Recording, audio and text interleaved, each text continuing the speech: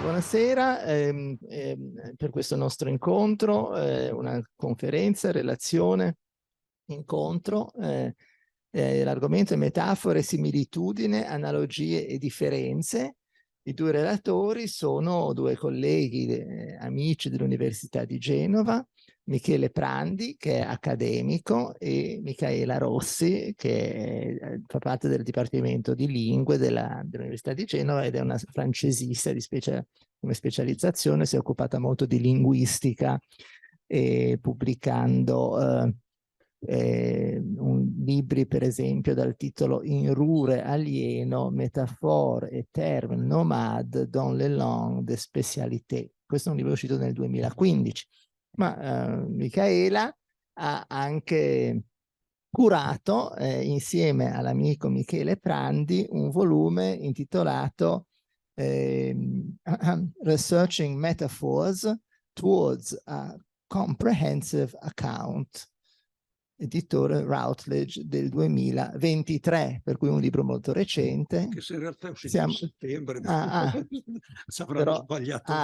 o l'ho sbagliata io forse nel copiare. C'è proprio 2023, non ho mai capito. Ecco, per cui la Francia e l'Inghilterra naturalmente hanno pubblicato molte cose anche in Italia, che non vi starò ad elencare, però vi ricordo che Michele Prandi ha insegnato in varie università, anche a Ginevra prima di Genova, che ha ricevuto un dottorato honoris causa dall'Università di Uppsala, e per citare un altro titolo, The Building Blocks of Metaphor. Non è la prima volta. Of meaning? Allora di nuovo un altro errore. Sì, The Building Blocks of Meaning, cioè i mattoni del significato, e anche altri libri intitolati, per esempio, La finalità, uscito sia in francese che in italiano. Strutture concettuali e forme di espressione in italiano. Non è la prima volta che Michele Prandi ci parla di questo argomento eternamente giovane della metafora, e oggi è molto bello che abbia portato anche un'altra studiosa per dialogare con lei, per cui aspettiamo di ascoltarli e di imparare da loro. Ma questo pomeriggio stavo leggendo alcune righe di Montale, dove parla curiosamente della metafora, e ve le leggo così per... dice, parlando di De Benedetti, dice non per questo abbandona, anzi spesso accresce l'impiego della sua arma migliore, la metafora, cioè la metafora come strumento critico, e con essa il ribaltamento dei piani culturali. Quando leggo che Taine riprendeva ogni anno e alla stessa stagione le Rouge et les Noirs, così come ci si reca a una stazione termale, io provo un'illuminazione che è anche un preciso sondaggio storico. Ecco, allora intendiamo anche noi di essere illuminati. Come una stazione termale, però una similitudine. Grazie, allora aspettiamo chiarimenti. Io ringrazio Massimo, e tra l'altro ringrazio Massimo, tra l'altro diciamo è un ringraziamento di lungo periodo, non tanto, però qui non è acceso, sentite in fondo. Ecco, non tanto e non solo per l'invito di questa sera, ma perché Massimo è sempre riuscito con due parole a darmi delle intuizioni illuminanti. Allora, mi ricordo che quando abbiamo fatto il convegno finale della nostra ricerca sulle metafore, da cui è nato poi il centro, eccetera, la mia comunicazione di apertura è nata da una pulce nell'orecchio che mi ha messo Massimo. E anche stavolta, quando lui mi ha detto, ma dai, perché non fai una conferenza in accademia? Così mi ha buttato lì la similitudine. E poi, dopo un mese o così, mi ha detto, ma magari potremmo invitare anche Micaela. E questo mi ha fatto scattare una scintilla, mi ha fatto riflettere su qualcosa a cui non avevo mai pensato dopo 40 anni che lavoro e scrivo e pubblico su queste cose. Come vedi, Massimo, il mio ringraziamento è davvero sostanziale. Cioè, quando l'amico è anche uno studioso, non si limita a darti una pacca sulla spalla, ma ogni tanto ti dà anche delle buone idee. Allora, la riflessione sulla relazione tra similitudine e metafora è millenaria. ma la cosa curiosa è che ci sono due linee che veramente attraversano i millenni. Allora, per Aristotele tra metafora e similitudine c'è una differenza essenziale, perché Aristotele scrive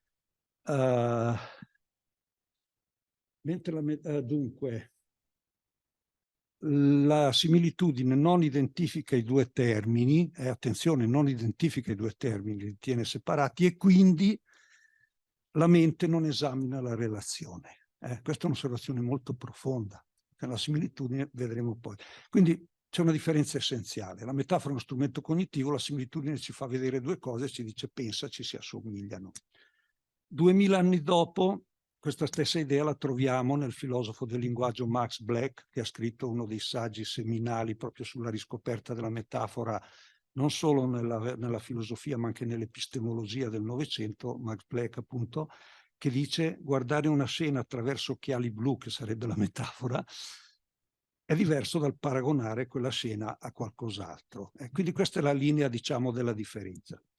La linea invece della contiguità parte da Quintiliano, che dice la metafora è una similitudine abbreviata, come dice togliamo il come alla similitudine, resta la metafora.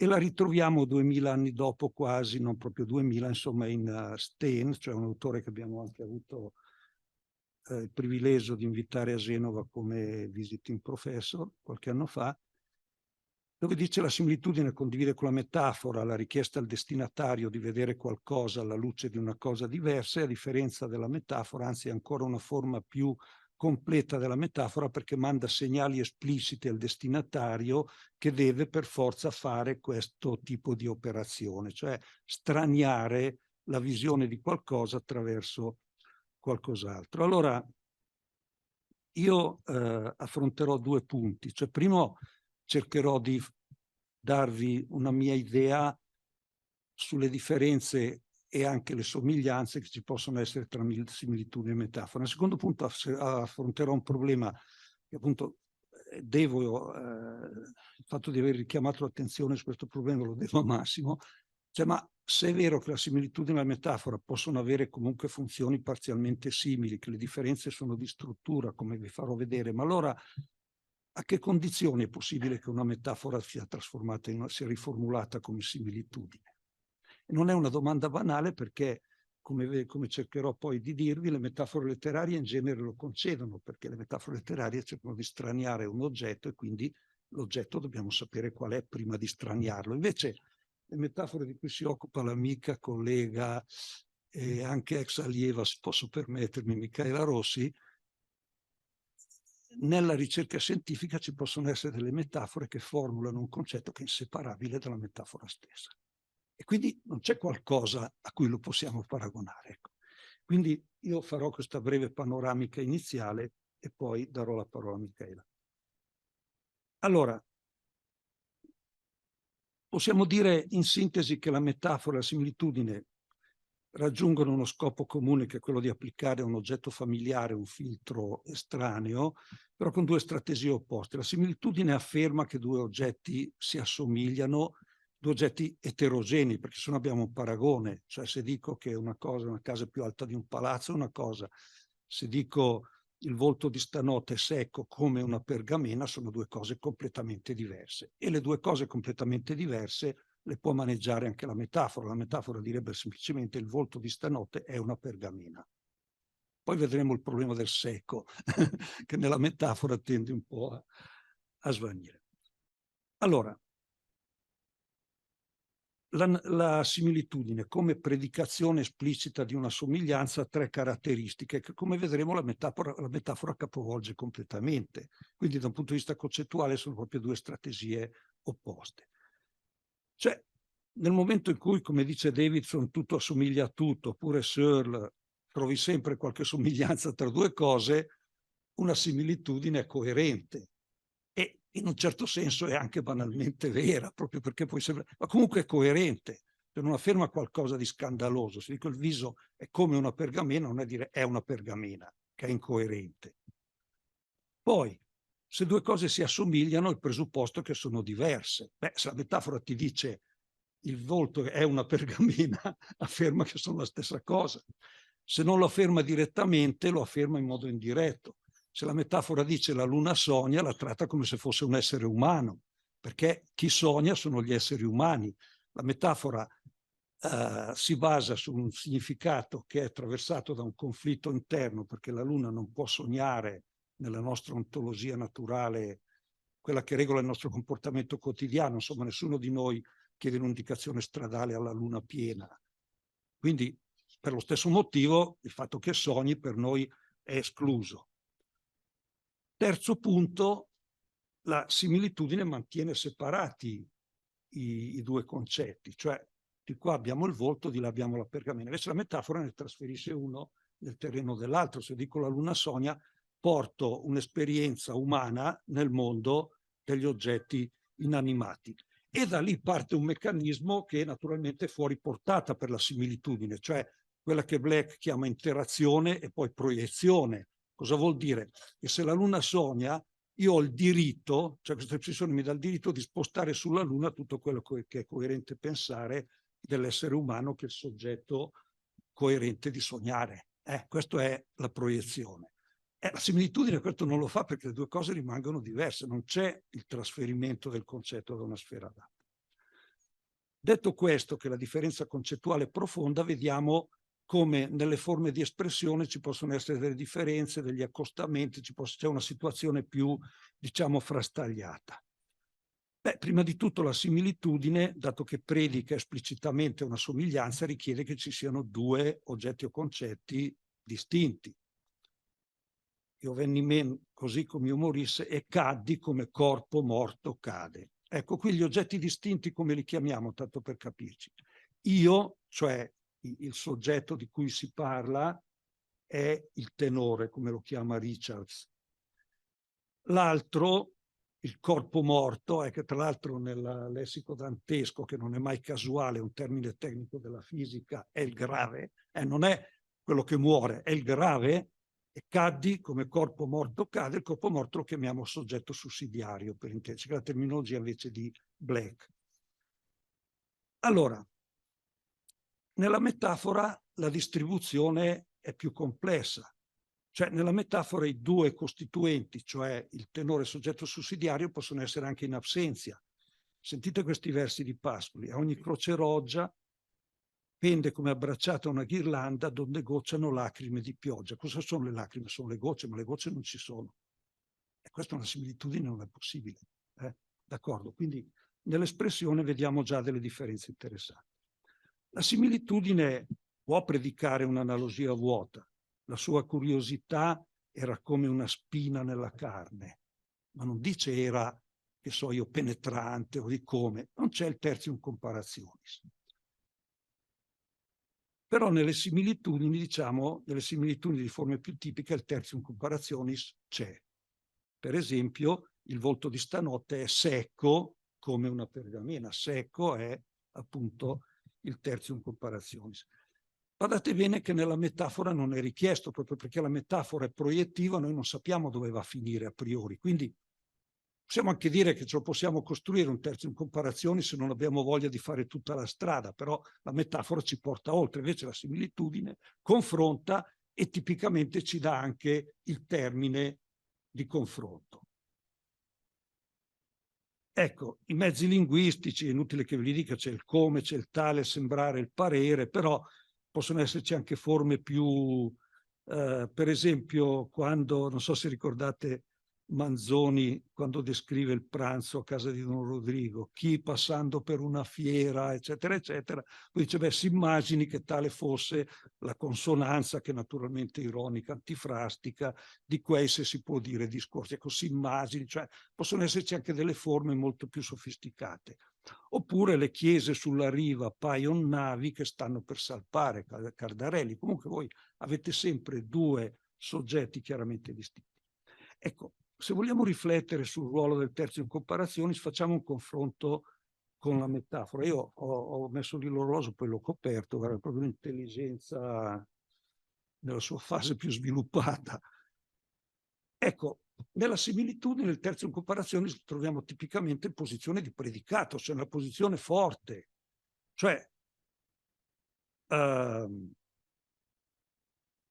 dov'è che ho seguito l'ordine logico sbagliato? Ecco, il volto è secco come una pergamena, cioè secco è il predicato, quindi la posizione forte, mentre come una pergamena si colloca ai margini della predicazione, no? Mentre invece nella metafora la distribuzione tendenziale non è questa. Nella metafora, in posizione di predicato, troverete tipicamente il soggetto sussidiario, cioè quello che attribuisce al tenore qualcosa di incoerente. Per esempio l'amore è un'erba spontanea, questo è Ippolito Nievo. Non dice l'amore è, che so io, incontrollabile come un'erba spontanea. L'amore è un'erba spontanea. Terzo in comparazione non c'è. Quando c'è, occupa una posizione periferica, cioè si capovolge rispetto alla similitudine, l'ordine gerarchico del peso anche comunicativo e anche l'impatto concettuale. E qui cito un verso di Shakespeare: gli uomini sono tutti stomaco, dice una donna, e noi altre solo cibo. Ci divorano avidamente e quando sono sazi ci vomitano. Ecco, questo è il terzo in comparazione, però addirittura compare in una frase indipendente, capite? Cioè, il terzo in comparazione nella metafora tipicamente non c'è quasi mai, la metafora comunque non lo richiede perché la sua operazione, la sua strategia cognitiva non sappiamo dove ci porta, quindi darci a priori un terzo in comparazione se è vagamente incoerente. Quando ce lo dà, perché no, lo mette comunque in una posizione periferica. Beh, visto che abbiamo citato Shakespeare, citiamo anche Dante. «Ahi, angosciosa e dispietata Lima», dice lui a una donna, «che sordamente la mia vita scemi». Ecco, questo è il terzo in comparazione della metafora. Prego? Ho sentito... Ah, la sedia, niente, pensavo fosse una voce umana.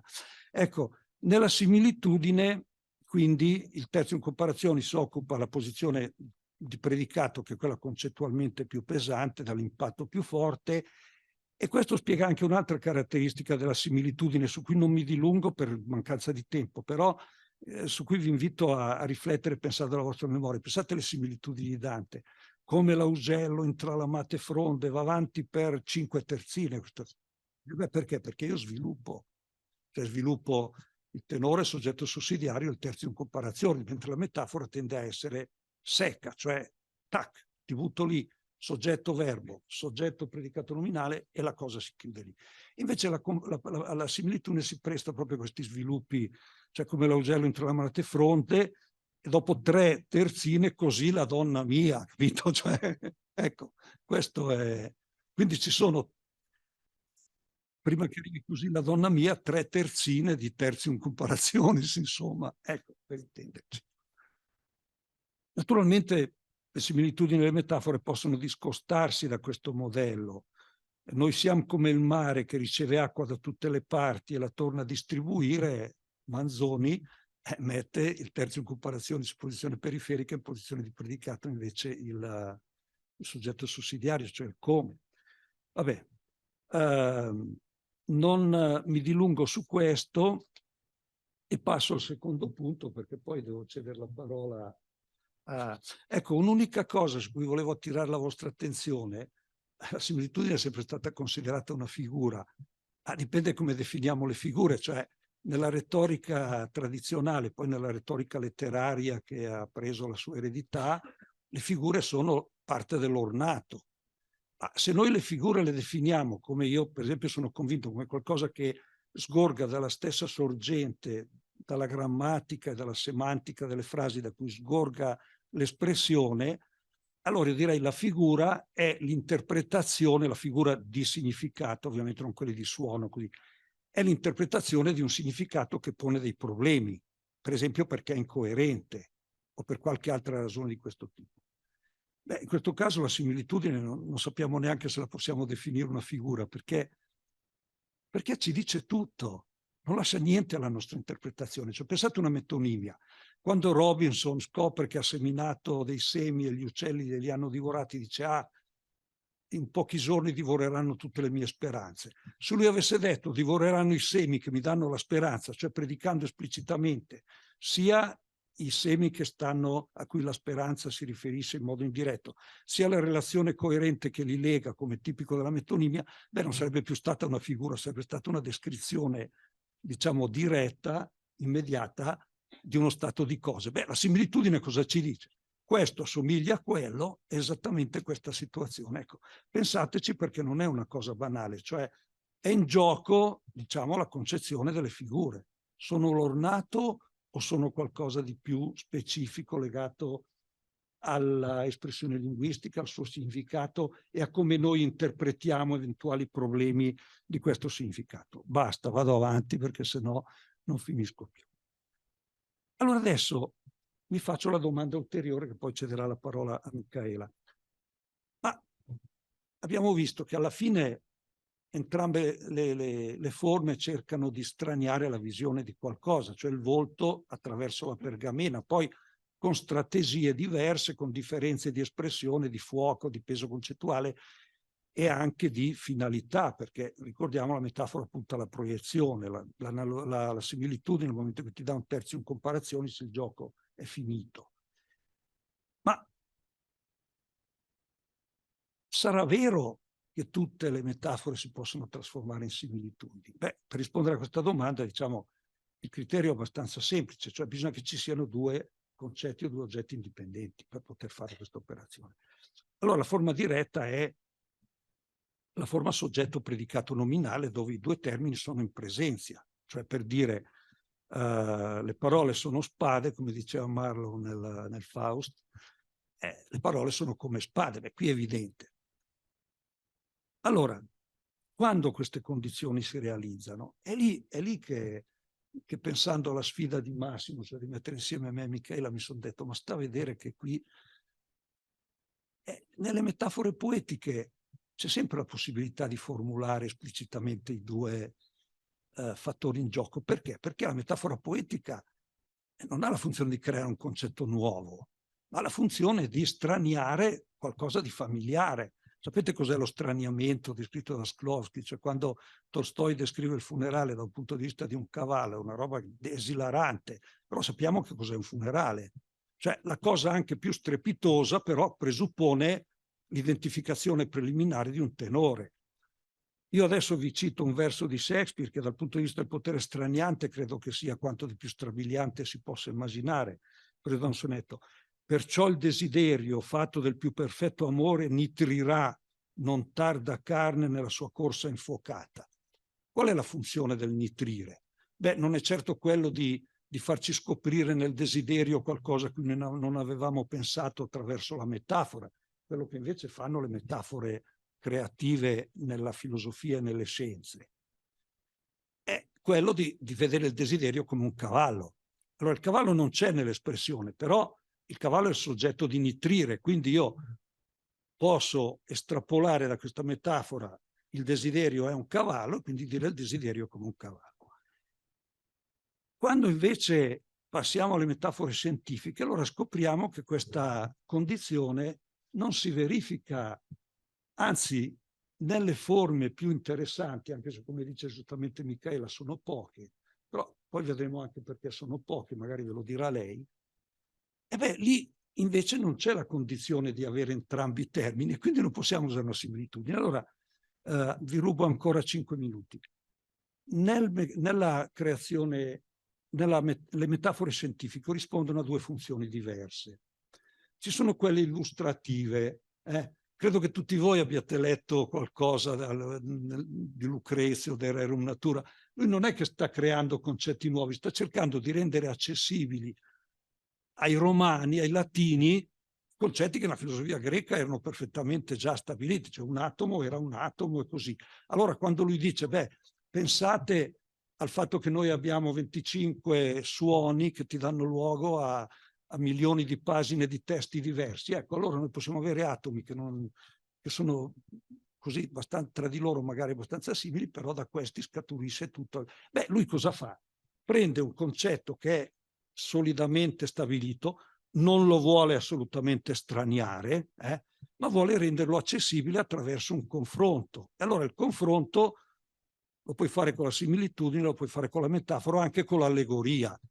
E infatti in Lucrezio si trova tutto questo, ma è chiaro il perché è funzionale al suo progetto. Invece poi ci sono le metafore che vengono chiamate costitutive. Queste non sono illustrative, sono costitutive, cioè avete presente la differenza tra l'objectum affectum e l'objectum effectum? Un conto è riparare una bicicletta, la bicicletta c'è già, un conto è costruirla. Prima della costruzione non c'è. Allora, il concetto qui porta alla metafora costitutiva, prima della costruzione non c'è. Allora, vabbè, l'esempio di metafora illustrativa è per esempio le varie metafore che hanno cercato di chiarire cos'è un atomo, quella del dolce con dentro l'uvetta, quella del sistema solare, quella della, non mi ricordo più come la terza, ecco, come la nuvola di elettroni, quando poi col principio di indeterminazione si scopre che le orbite non hanno un percorso descrivibile oggettivamente, quindi insomma, ma sono tutte metafore che presuppongono che noi sappiamo cos'è un atomo, c'è una teoria dell'atomo che noi cerchiamo di chiarire. E quindi noi possiamo dire l'atomo è come un dolce con l'uvetta, l'atomo è come un sistema solare, l'atomo è come una nuvola di elettroni, e la funzione non cambia granché. Ma le metafore costitutive, qui c'è tutta una corrente di epistemologi negli anni 60-70 e così, che è stata veramente profetica, e sia i linguisti che gli studiosi delle figure che anche gli studiosi di terminologia ci hanno messi 50 anni a capirlo, ci voleva Michaela. No, beh, cioè Boyd, per esempio, dice in questo caso la metafora è l'unica via di accesso epistemico all'oggetto, non ce n'è un'altra via. Quindi non è che io prendo un oggetto indipendente e uso una metafora per farlo capire meglio. No, quella metafora è l'unica via di accesso, quindi devi percorrere la strada prima di arrivare al concetto. E sempre Boyd scrive: le metafore costitutive a un certo punto, almeno per un certo periodo, finché le cose non si sono stabilizzate, sono una parte indispensabile dell'armamentario di una teoria, perché contengono ipotesi teoriche per cui non è possibile formulare parafrasi adeguate. Allora, vi faccio un esempio molto semplice. Darwin, selezione naturale. A cosa assomiglia la selezione naturale? E lui perché arriva a questo concetto? Se voi leggete il suo diario, lui a un certo punto dice: io devo trovare nella natura un principio che sia in grado di spiegare come mai la natura sembra che sia stata progettata con un fine. Ma non c'è un progetto con un fine. Però il modo per capire questo è comunque quello di costruire una metafora che proietta sulla natura il concetto completamente estraneo, conflittuale, anzi addirittura, come l'hai definito tu, sovversivo, di un allevatore intelligente che seleziona il bestiame. Io sono nato in una famiglia contadina, so di cosa si tratta. Darwin cercava nella natura qualcosa di impensabile attraverso questo concetto estraneo dell'allevatore intelligente. Allora cosa succede? Che nel momento in cui questo concetto è stato elaborato collettivamente dalla comunità scientifica, poteva anche essere rifiutato, ma tu sei scemo, sei pazzo, ritorni alle visioni finalistiche superate, eccetera, eccetera. Invece no, ma anche Newton, quando ha parlato di forza di gravità, l'hanno accusato di magia perché postulava qualcosa che non aveva un riscontro nell'armamentario noto della fisica. Quindi potevano dirgli: ma va al diavolo e tienitela per te. E invece è diventato un pilastro della biologia. Allora, tanto per cominciare, per capire la differenza tra il modo di lavorare della metafora scientifica e quello della metafora letteraria, è come se quando Shakespeare fa nitrire il desiderio volesse scoprire nel desiderio qualcosa grazie al nitrito. No, non ci siamo, non è questo che Shakespeare punta a farci capire. Invece Darwin sì, lui voleva scoprire nella natura qualcosa, cioè nel soggetto, nel tenore, qualcosa che poteva aiutarlo a scoprire il concetto estraneo di allevatore che seleziona il bestiame. E alla fine ci arriva, però prima che ci arrivi questa è un'incognita, quindi è chiaro che una cosa così non può essere formulata in forma di similitudine. Ecco, la cosa interessante è che la metafora scientifica mette insieme alcune proprietà, e qui sarò breve, lo dico in 2 minuti, ma forse è importante, alcune proprietà della metafora poetica e alcune proprietà invece della metafora convenzionale, come quando diciamo che uno abbraccia un'idea, non c'è conflitto, cioè è semplicemente un'estensione abbracciare acquista un nuovo significato. E beh, qui cosa succede? Che effettivamente selezione acquista un nuovo significato tecnico, termine della biologia, quindi c'è questa componente. Però questo significato, quando noi diciamo abbracciare un'idea, non ha dietro niente come elaborazione concettuale, semplicemente la polisemia annulla il conflitto, cioè i valori lessicali sono per definizione coerenti, quindi se abbraccio un'idea non devo sforzarmi di capire in che senso un'idea può essere una persona, per esempio. No. E invece la metafora scientifica sì, perché quando io parlo di selezione naturale io metto in crisi anche l'identità della natura. Quindi c'è una prima fase della metafora, che è il lavoro straniante, cioè la pars destruens, potremmo dire che è in comune con la metafora poetica. Cioè io prendo il desiderio e dico no, è un cavallo. Quando la natura seleziona è un'altra cosa rispetto a quello che avevamo in mente. Però nella seconda fase cosa succede? Ed è questa la fase che non può essere parafrasata da una similitudine. Succede che però anche selezione acquista un nuovo significato, quindi ci sono entrambi i momenti. E qui si discosta dalla metafora poetica, perché è chiaro che al di fuori del sonetto di Shakespeare il desiderio non nitrisce, invece la natura seleziona davvero. Capite? Quindi vedete le differenze con la metafora poetica e con la metafora invece legata alla polisemia, cioè il fatto che le parole acquistano più significati per metafora, come quando coltivo un'amicizia invece di un campo. Ecco. E qui è come se ci fosse nella prima parte del processo il desiderio che nitrisce, cioè la natura che diventa una cosa completamente diversa da quella convenzionale. Però nella seconda parte abbiamo la parola che acquista un nuovo significato, cioè la parola selezione che acquista un nuovo significato. Basta. Mi fermo perché sennò povera Michaela l'abbiamo invitata invano.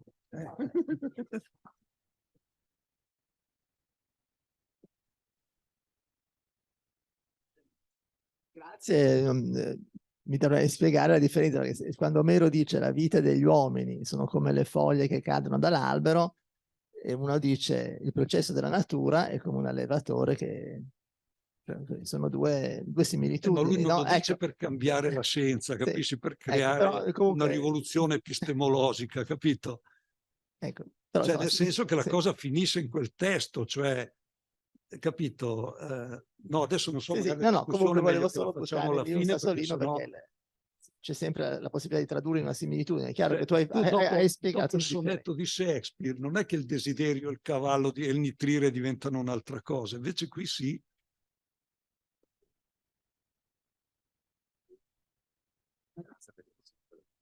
Sì.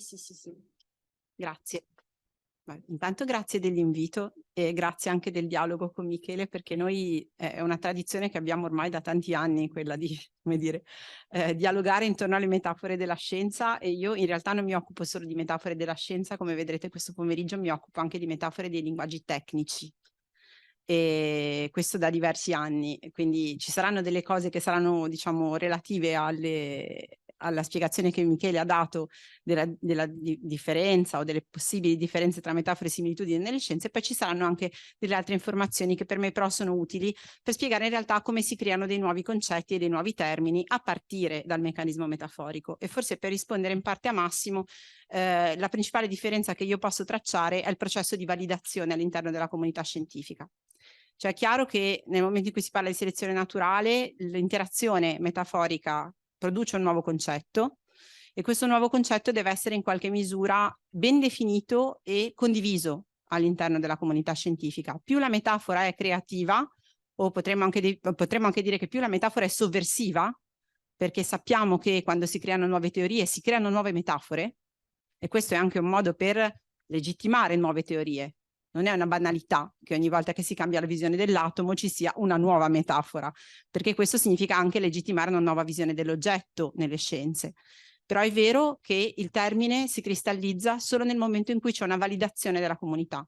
Quindi se la metafora poetica è interpretabile liberamente da chiunque di noi legge un testo, e quindi io posso comprendere la metafora in un certo modo e Michele in un altro e Massimo in un altro ancora, questo non accade nelle scienze nel momento in cui il termine si è lessicalizzato nell'uso. E questi sono i termini di cui mi occupo io in realtà. Cioè io arrivo a valle di tutto questo processo di solito, però mi diverto anche a studiare il processo di validazione, che presuppone qualche volta la messa in atto di meccanismi come il meccanismo della fiducia epistemica, per esempio, quindi di chi ci fidiamo per definire un nuovo concetto, chi è legittimato a esprimere un nuovo concetto e quanto la natura di chi produce un nuovo concetto è collegata al fatto che questo concetto sia accettato oppure no. Cioè il concetto di selezione naturale invale nel momento in cui il prestigio della teoria darwiniana ha la meglio sulle teorie concorrenti, e questo accade per moltissimi termini scientifici che vengono proposti, vengono discussi, non sempre vengono validati, possono essere talvolta, oggi non l'ho portato ma ve lo cito adesso perché viene fuori da questo discorso, possono talvolta, diciamo, cristallizzarsi anche a seguito di metafore molto personali. Spesso sono invece il frutto di una validazione collettiva, come vedremo, ma qualche volta sono esempi molto particolari, molto personali. Vi faccio un esempio: il fisico-chimico David Mermin negli anni '80 scopre una nuova reazione dell'elio 3. E guardando la reazione, guardo Marina perché così mi dice se dico delle cose corrette, e altri chimici nell'aula, perdonatemi, io sono solo una terminologa. E guardando la reazione di questa, diciamo, guardando questa reazione nel vetrino, questa reazione gli richiama alla memoria una reminiscenza letteraria che lui aveva delle sue letture, e in particolare di un poemetto di Lewis Carroll che si intitolava The Hunting of the Snark, dove c'era un animale immaginario che si chiamava un essere immaginario che si chiamava Bogium, e questo Bogium aveva una caratteristica nel testo che era quella di svanire, muoversi molto rapidamente. Softly and suddenly. E lui guarda questa reazione e dice: questo concetto io lo chiamerò così, lo chiamerò Bogium. Scrive un articolo per Nature, manda l'articolo e gli editor di Nature rispondono dicendo: ma non è una metafora molto trasparente, perché un'altra cosa che vedremo è che chiaramente, cioè, non sempre ci si può permettere di fare delle metafore sovversive, molto più spesso noi dobbiamo fare delle metafore che vadano incontro ad una certa coerenza condivisa, che non è detto che sia la coerenza del senso comune, perché può essere la coerenza interna a una comunità professionale, come vedremo. E quindi gli dicono: potrebbe forse chiamarla flower, oppure potrebbe chiamarla fountain? E lui dice: no, assolutamente no. Io ho deciso che si chiamerà, e questo è un atto di battesimo molto importante, si chiamerà così, e così si chiama questo concetto, e così si chiama in tantissime lingue, io credo in tutte le lingue, non viene tradotto, viene mutuato per prestito. Solo chi ha passione, diciamo, per andare a leggersi i libri e gli articoli di Mermin, che però vi consiglio perché è molto spiritoso ed è un personaggio veramente particolare, capisce da dove viene fuori questa metafora, altrimenti il termine rimane opaco per la maggior parte dei lettori e degli utilizzatori poi in definitiva. Ma questo per dire che alla base, diciamo, della differenza c'è il processo di validazione. Se la comunità scientifica non accetta, il termine non passa, che sia metaforico o meno, questo indipendentemente, scusate, dal fatto che sia metaforico. Vi faccio un altro esempio che mi piace molto, che è quello del termine spaghettificazione. Spaghettificazione è un termine tecnico che non ha niente a che vedere con la pasta, ma ancora, se ci sono fisici, astrofisici o diciamo chimici nell'aula, Marina lo sa, è il fenomeno che accade quando un corpo passa troppo vicino all'orizzonte degli eventi di un buco nero.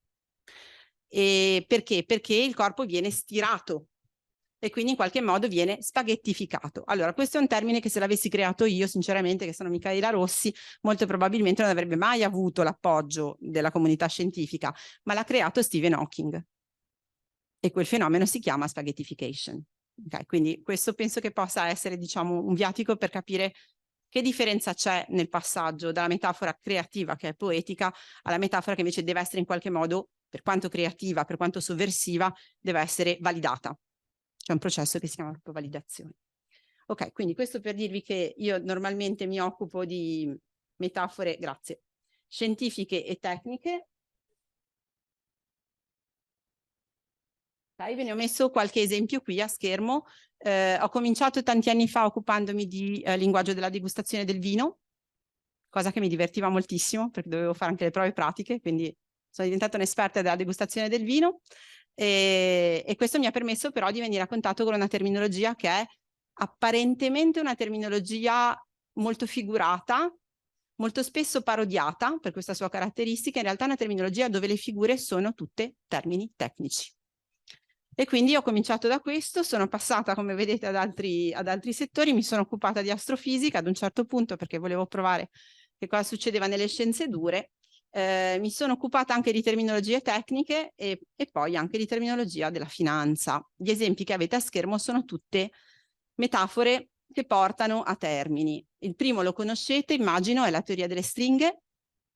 Allora, qui in realtà la metafora cerca la coerenza, cerca quasi la comparazione, in qualche modo la similitudine. Sappiamo che è una metafora che è stata creata da un ricercatore italiano, che si chiama Gabriele Veneziano, che ha creato questa teoria definendola però all'inizio teoria delle corde, perché presuppone che ci sia un'analogia con le corde degli strumenti musicali. Ovviamente questa analogia definisce l'infinitamente piccolo e questa è una delle funzioni che la metafora assolve nelle scienze, permetterci di avere un trampolino, una scala, per poter vedere che cosa c'è nell'infinitamente piccolo o nell'infinitamente grande anche. Perché si chiama teoria delle stringhe è una cosa che non avrò tanto il tempo di affrontare, ma che è invece importante nelle scienze, ed è il fatto che la teoria è stata esposta per la prima volta, naturalmente lo capirete, in lingua inglese.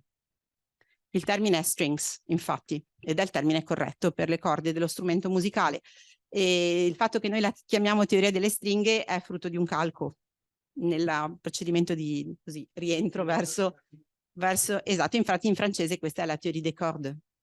E questo è uno degli accidenti che possono succedere quando noi passiamo dall'inglese, che è un po' effettivamente la lingua veicolare di molte delle scienze dure, verso altre lingue, in particolare le lingue romanze, come vedremo. Qualche volta invece anche le lingue romanze sono creative, poi vi faccio vedere un esempio. Il secondo esempio che avete a schermo è la gondola, non c'entra niente con la gondola su cui andate a Venezia, è il pezzo che protegge la turbina della pala eolica, si chiama gondola all'interno del linguaggio tecnico. È una metafora diversa dalla teoria delle stringhe, perché qui non abbiamo un'interazione forte e questo è uno dei casi che normalmente accadono nelle terminologie, ovvero si forma un termine nuovo attraverso un'analogia formale, assomiglia alla forma o alla funzione. Molti dei termini delle manifatture, come vedremo poi tra poco se riesco, vengono da qui. Il procedimento però dell'interazione non ha lo stesso risultato. Quando invece vi dico che la finanza è una giungla, in realtà sto facendo riferimento a tutta una serie di termini che esistono nel linguaggio della finanza e che per esempio potrebbero essere anche riformulati con la metafora concettuale: la finanza è uno zoo. Tutti voi forse avrete visto fuori dalla borsa di Francoforte la statua con l'orso e con il toro e sapete che c'è un bull market e un bear market. Quindi c'è un mercato orso e un mercato toro, ma non ci sono soltanto gli orsi, non so se sapete la differenza. Sì? Ok, il mercato orso è il mercato ribassista, il mercato toro è il mercato rialzista. Anche in questo caso l'analogia è abbastanza manifesta, perché il toro attacca sempre dal basso verso l'alto, mentre l'orso attacca sempre dall'alto verso il basso. Ma questi non sono gli unici animali che noi abbiamo nel linguaggio della finanza, perché noi abbiamo le api assassine, le anatre zoppe, gli elefanti bianchi, i cigni neri. Abbiamo uno zoo enorme, alligatori, le farfalle. Non ce l'ho qui lo schema, ma se qualcuno è interessato mi scriva. Ho uno zoo della finanza. Tutti o quasi tutti, anche questi in lingua inglese, e non tutti, anzi normalmente non hanno corrispondente in italiano, mentre io che sono francesista so bene che poi vengono tradotti in francese, perché in Francia c'è una legge che obbliga a trovare gli equivalenti in francese per i termini tecnici, e quindi abbiamo tutta una serie di corrispondenti che però, e su questo non avrò tanto tempo, mi dispiace, non sono metaforici. E anche questo non è banale, perché l'abolizione della metafora concettuale che sottende in questo caso la visione della finanza ha comunque un effetto di orientamento forte sul pubblico. Vi faccio un altro esempio, poi dopo vado avanti, se no non finirò più. Sempre nella finanza ci sono moltissimi termini tratti dai giochi. Potete operare per hit and run, che è un'operazione che viene dal baseball sostanzialmente. Ci sono le blue chip che vengono dal poker. C'è persino un'operazione che si chiama Hail Mary, che vuol dire Ave Maria, ma che non deriva dalla religione, deriva dal fatto che Hail Mary è anche un termine sportivo, ed è quando voi fate un'azione disperata e buttate la palla in tribuna, tipo viva il parroco. Quindi c'è un'idea, diciamo, per cui la finanza è un gioco, e questo ingenera anche, se vogliamo, la posizione per cui tutti possono giocare. Ora, nel passaggio dall'inglese verso il francese, tutti questi termini hanno invece dei corrispondenti che sono dei corrispondenti non metaforici. E questo veicola l'idea che invece la finanza è qualcosa di serio. che va affrontato con responsabilità, che può essere rischioso, che bisogna essere degli specialisti per giocare in borsa e non è sufficiente saper giocare a baseball, per esempio, o a poker. Questo per dirvi che a seconda della metafora che utilizziamo, noi operiamo quello che viene detto un framing. Queste tre metafore sono diverse, non sono tutte creative allo stesso modo. Non hanno tutte lo stesso meccanismo che ha descritto Michele per le metafore sovversive. La teoria delle stringhe è sicuramente più creativa. Il fatto che la finanza sia una giungla è comunque coerente all'interno della comunità di appartenenza, mentre quando parliamo di una gondola semplicemente stiamo verificando un'analogia formale. Passo molto velocemente, io quindi mi occupo di termini che derivano da interazioni metaforiche, vuol dire che questi sono effettivamente denominazioni precise e condivise che rinviano a concetti tecnici. Non sono esplicative, mentre adesso magari qualcuna poi ve la farò vedere, sono di diverso genere. Ok, quindi vanno dalle metafore denominative isolate. Hairpin loop, per esempio, ve lo faccio vedere in inglese perché il termine è nato in inglese, che vuol dire forcina per capelli, ed è il nome che designa un frammento del DNA. In particolare il frammento del DNA si chiama, perché ha analogia ovviamente formale con questo oggetto. Ci sono dei concetti metaforici condivisi di cui parlava Michele in precedenza, cioè la metafora viene poi resa coerente, accettata dalla comunità e quindi non c'è più l'effetto di straniamento di cui parlava Michele in precedenza.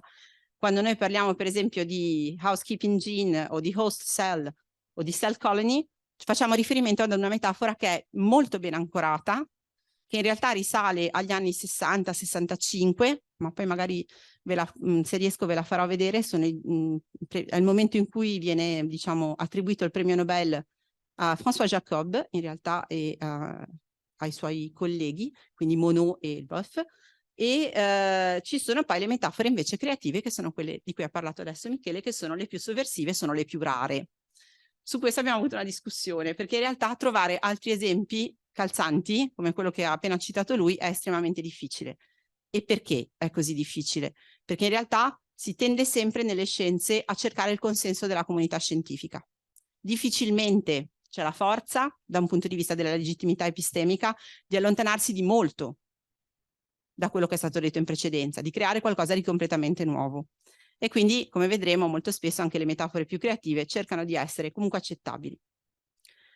Passo su questo, però solo per dirvi che su questi tre tipi di metafore in realtà gravano dei fattori che non sono solo fattori linguistici, ma sono anche fattori contestuali. Cioè occuparsi di metafora nelle scienze significa anche occuparsi di sociologia della scienza. E non si può fare l'impasse di questo supporto. Cioè non è unicamente un'analisi linguistica che ci dirà perché una metafora si impone oppure no.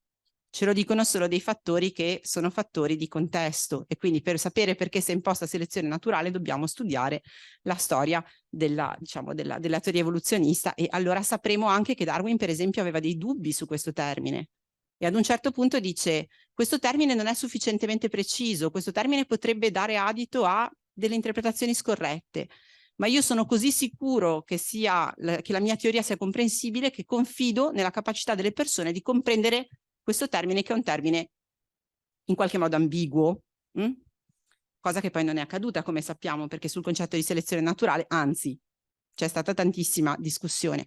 E se si leggono le biografie dei grandi scienziati, c'è tantissimo lavoro terminologico. Perché voglio denominare questo concetto in questo modo? Sarà corretto? Non sarà corretto?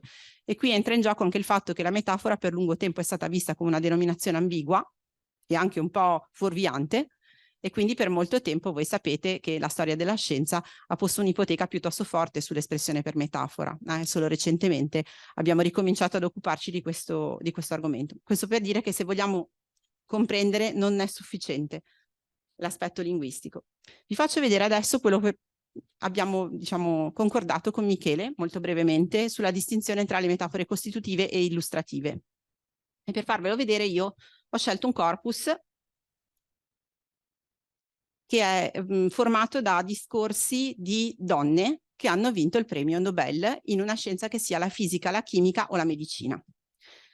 Perché l'ho fatto? Perché io sto analizzando comunque i discorsi dei premi Nobel da diverso tempo ormai, a caccia di metafore, non solo per le metafore che sono appunto terminologiche, ma anche per le metafore che sono esplicative di cosa vuol dire fare ricerca.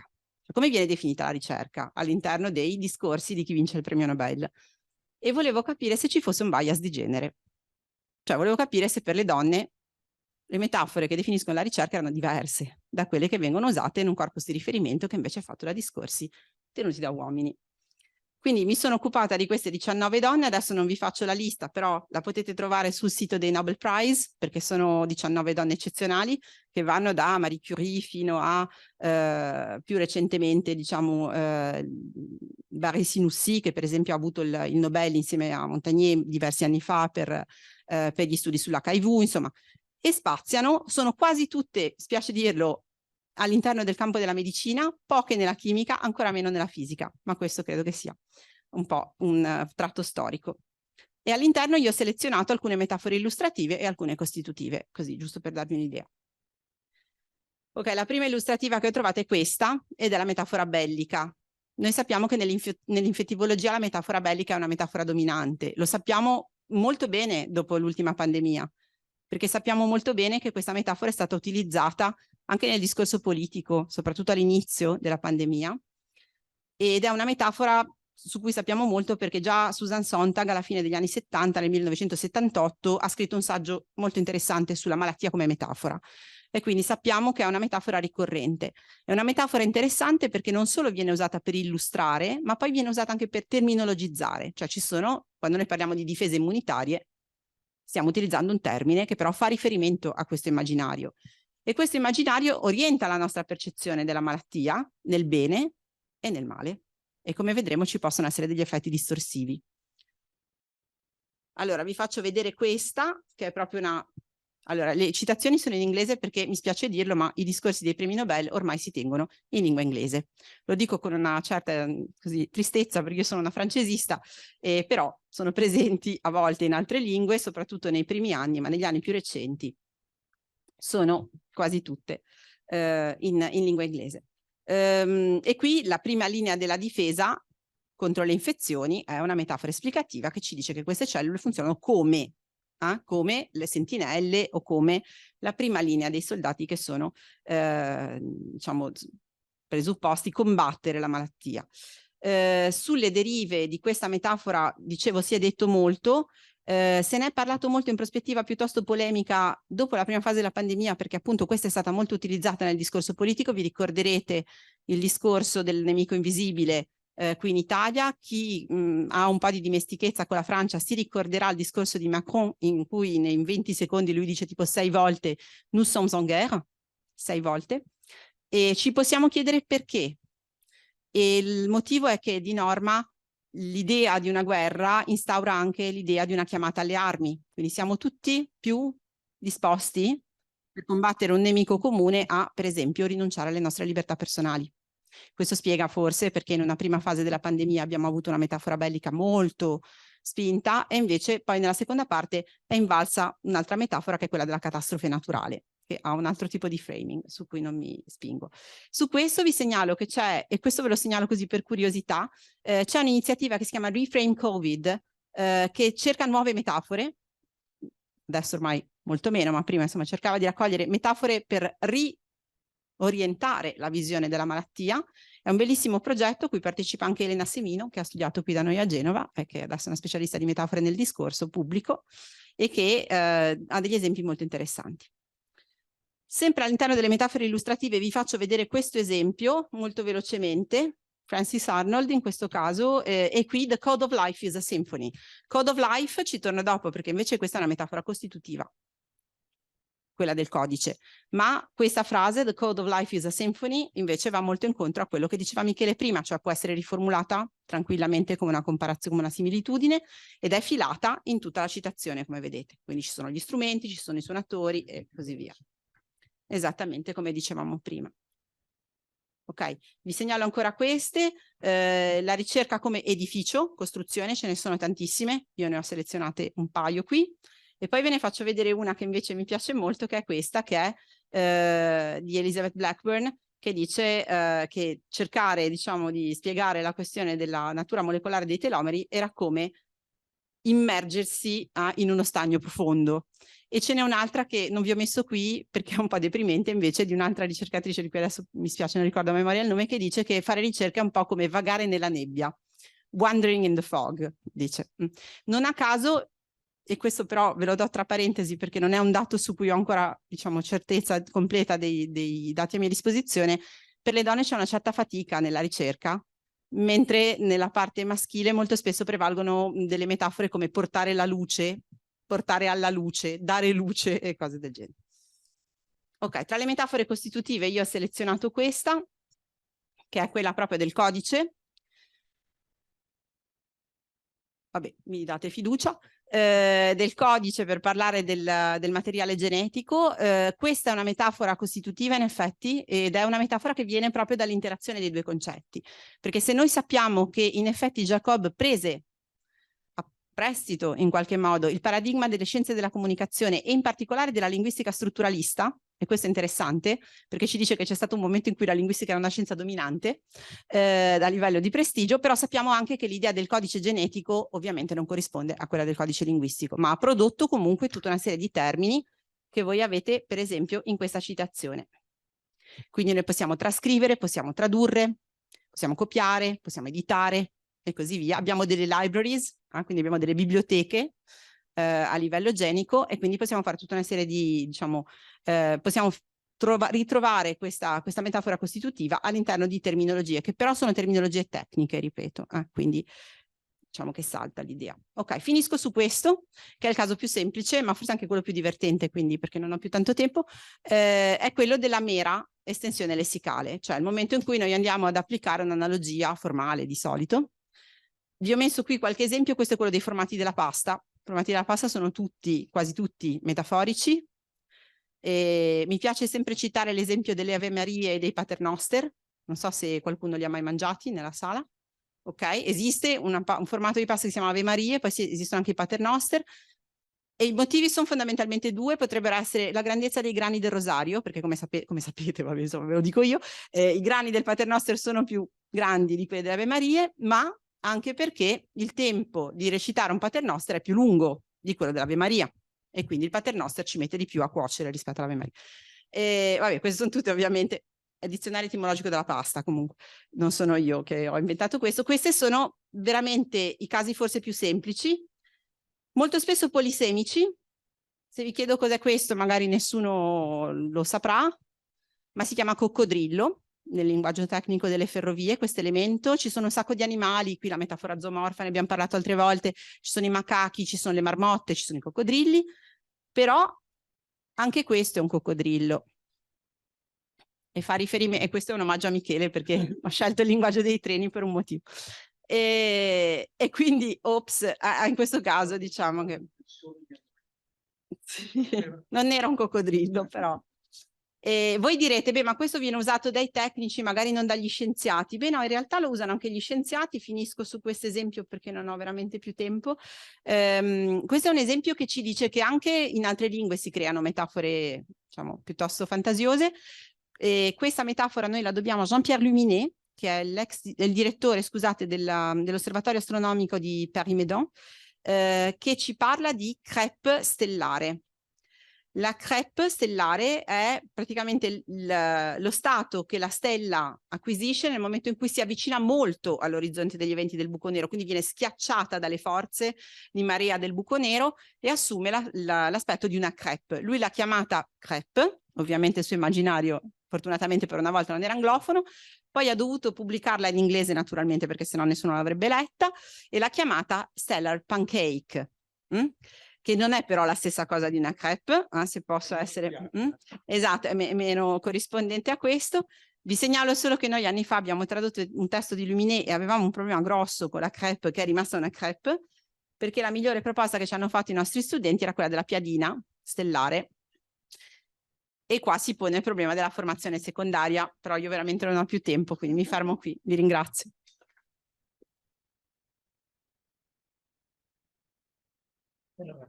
Scusa Massimo, se mi permetti due parole. Vi sarete resi conto della differenza di prospettiva?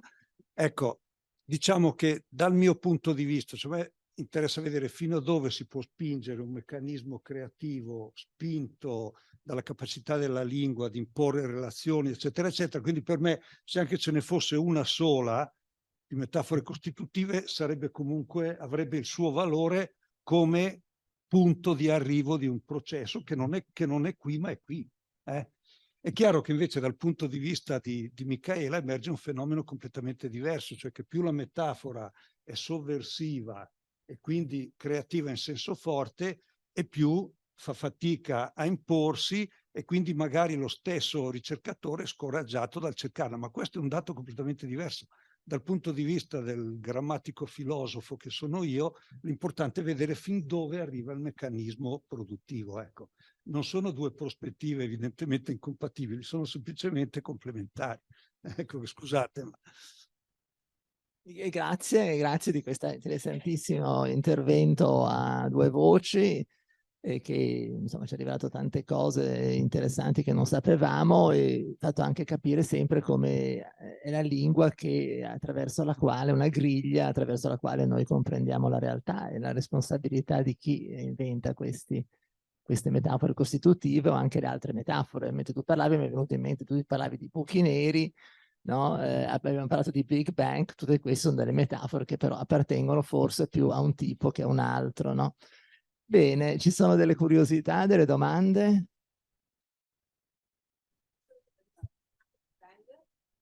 In realtà Big Bang non è opera di uno scienziato, è opera di un giornalista detrattore dello scienziato che definì in maniera peggiorativa la teoria come teoria se ricordo bene, perché potrei sbagliarmi con tutte queste cose che mi devo ricordare, comunque che definì in maniera peggiorativa questa teoria come teoria del Big Bang, e poi per sfortuna dello scienziato è il termine che si è imposto, e quindi qualche volta effettivamente sono anche i divulgatori a creare queste metafore che magari hanno più successo.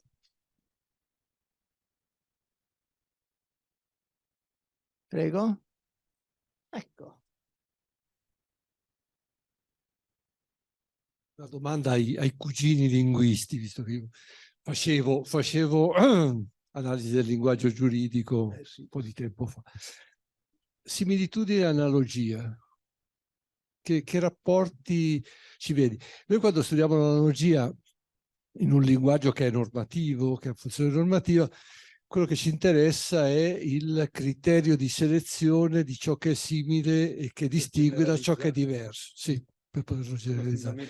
Ecco, però fra il criterio di selezione delle similitudini e il tertium comparationis che tu... c'è identità, c'è differenza? Allora, la domanda è molto interessante, perché chiaramente l'analogia è un meccanismo cognitivo che va ben oltre la similitudine. Per esempio, le categorie, diciamo, che si applicano agli oggetti della percezione, non so, quando diciamo piopo ci basiamo su dei meccanismi analogici, che però non sono evidenti perché, appunto, come hanno mostrato gli studiosi, per esempio, della teoria dei prototipi, le analogie possono essere ingannevoli, insomma è complicato, però diciamo l'analogia è un fenomeno cognitivo molto generale. La similitudine può anche non essere analogica, perché quando non c'è il tertium comparationis non c'è la predicazione di un'analogia, ma c'è un'apertura potenzialmente proiettiva. Quindi tra i due fenomeni c'è intersezione. Poi probabilmente, se capisco bene, in campo giuridico l'analogia potrebbe essere lo strumento che permette, per esempio, di adattare una legislazione a un caso, ecco, e allora assomiglia di più a quella che ci serve nella categorizzazione, mettiamo, degli animali o delle piante, ecco. Non so se... Cioè, è chiaro che quando io dico la similitudine o predicazione di analogia, intendo la forma di similitudine più tipica. Nel momento in cui mi dà il tertium comparationis, limita, diciamo, il potere proiettivo.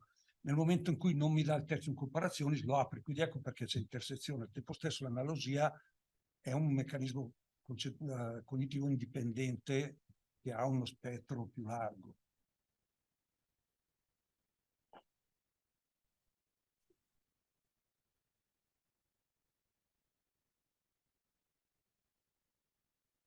Visto che è stata citata la linguistica degli anni 60, c'è una storia abbastanza divertente su questo tentativo di validare un termine, no? Lévi-Strauss che era un antropologo, aveva conosciuto Jacobson a New York durante la guerra, perché erano tutti e due, per i noti motivi, uccel di bosco, no? E era stato fulminato dalla presentazione della fonologia strutturale fatta da Jacobson, aveva fatto 6 lezioni a New York.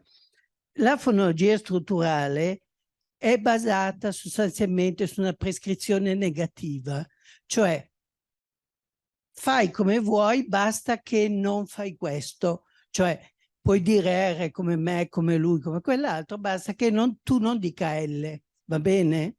Ecco, allora Lévi-Strauss si eccitò moltissimo e disse che all'interno del sistema della parentela è l'incesto che funziona, cioè fai come vuoi, basta che non, d'accordo?